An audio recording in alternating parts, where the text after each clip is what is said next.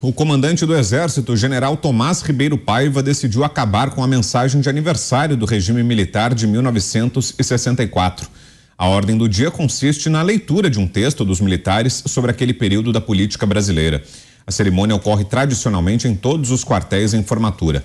A medida é vista como um aceno ao governo Lula, já que recentemente vazou um áudio no qual Ribeiro Paiva diz que a eleição do petista foi infeliz. A leitura da ordem do dia, alusiva ao 31 de março de 1964, foi feita em todos os anos do mandato do ex-presidente Jair Bolsonaro. Fernando Henrique Cardoso, Michel Temer e Dilma Rousseff aboliram a cerimônia durante suas gestões. Já no primeiro governo Lula, houve a leitura em 2004, 2005 e em 2006. O que achou, Zé, dessa decisão agora? Na verdade, a ordem do dia é um rito em todos os quartéis, né? Quando o comandante passa a mensagem para a tropa, né? Na ordem do dia, vem ali a primeira parte, a segunda parte, a terceira parte. Cada uma dessas partes, né, tem um comunicado. Por exemplo, quem está de plantão, quem está de folga, quem recebeu elogio, né? Quarta parte, justiça e disciplina, quem está punido e assim por diante. Então, a ordem do dia vai existir. E a mensagem que se passa nesta ordem do dia, que é a leitura em todos os quartéis, todas as unidades militares, né? É essa mensagem que pode ser modificada e não tocar no assunto. Mas eu acho que deveria, né? Deveria. Eu acho que o Exército brasileiro é profissional, se portou muito bem nesse processo, muito sensível, será analisado pela história, acredito que de uma maneira muito boa, né? Os comandantes se colocaram no lugar, não houve nenhuma sublevação. Eu acompanhei de perto, conversei com generais, eles diziam: olha, o Brasil está coberto por instalações militares. Algumas distantes, como tiro de guerra, por exemplo, são instalações comandadas ali por subtenentes e tal. Nem oficiais superiores, nem oficiais do Exército. E em nenhum lugar, nem no Exército, nem na Marinha e Aeronáutica, houve qualquer possibilidade ou tema assim de sublevação ou de quebra da hierarquia militar, e isso precisa ser dito, né? O comandante Gomes Freire conseguiu esta liderança e esse comando, e isto é muito importante.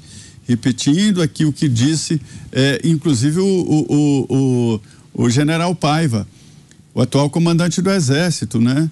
Mesmo que os militares não quisessem e não votaram em Lula, né? O momento é de respeitar a democracia e o resultado e tocar o barco adiante. E as Forças Armadas foram desafiadas.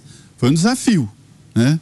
Todos os dias. Eu fui lá no QG, de lá de cima, do andar do comandante, olhando lá para baixo, e vi aquilo ali permanente, as pessoas lá embaixo, né, os patriotas, e o Exército sem saber exatamente o que fazer, mas sabia que não tinha que expulsá-los de lá da frente do quartel-general.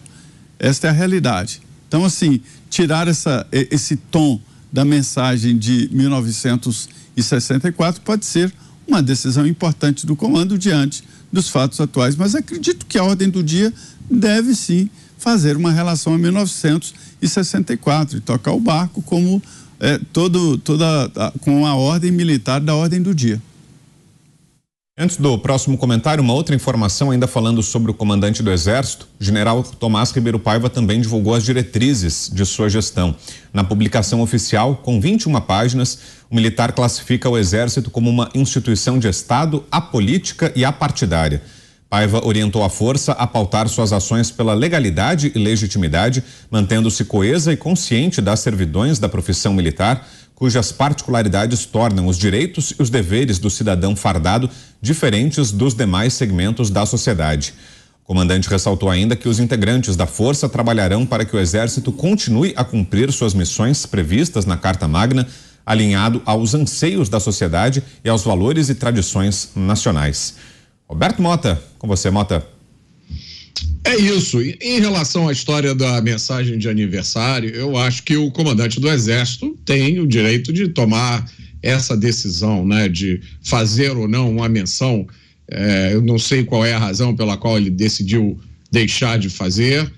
Eu acho que isso aí está totalmente dentro das decisões que ele pode tomar.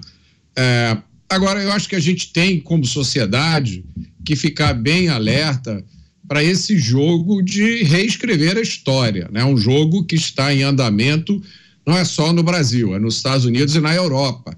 Estão realmente querendo reescrever a história, apagando alguns pedaços, pegando grandes personalidades que desempenharam um papel fundamental na construção da nossa civilização ocidental e recolocando essas personalidades no papel de vilão. Então, a gente tem que ficar alerta para isso.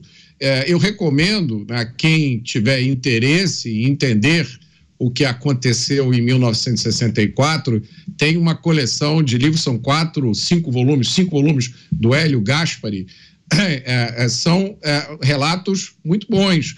Eu já li o primeiro, né? Pelo primeiro eu vi que é de boa qualidade, eu acho que o primeiro se chama Ditadura Envergonhada, e me pareceu um relato bastante isento do que aconteceu. É bom para que as pessoas se livrem das ilusões, especialmente a turma mais nova, né? Eu já cansei de receber lições sobre o que aconteceu em 1964 de pessoas com 18, 20, 22 anos, né? Por acaso, eu nasci em 1962 e no finalzinho da minha adolescência, quando eu tomei consciência política, a gente ainda vivia no regime militar. E muita coisa do que eu vejo sendo dita hoje não tinha nada a ver com a realidade que a gente vivia. Então, eu recomendo que as pessoas se informem e não caiam nesse jogo bobo, porque um povo que não conhece a sua história, já diz um ditado famoso, está condenado a repeti-la. Pavinato. Olha, o Exército aqui, eu quero só emendar uma questão da Marinha.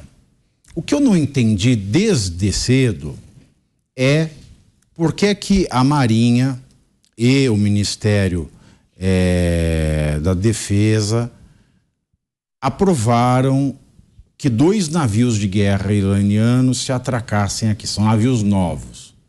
Dizem que o navio estava navegando, fazendo, não sei, eu não entendo, estava amaciando o navio, é um navio novo. A missão era dar volta ao eu não sei, missão da volta do navio iraniano. O que isso está fazendo parado aqui? Aí os Estados Unidos hoje ameaçaram o Brasil. O Congresso, inclusive, disse que se o governo Biden não tomar nenhuma atitude, o Congresso vai pedir retaliação. Aí o Brasil fala, o Brasil é um país soberano, não tem que dar satisfação para os Estados Unidos. Mas pera lá, ontem teve foto da Marina com Kerry, dizendo Kerry dinheiro. Tá todo mundo feliz que os Estados Unidos vão dar um dinheiro pro fundo da Amazônia. E aí, cadê a soberania agora? Isso eu acho muito estranho.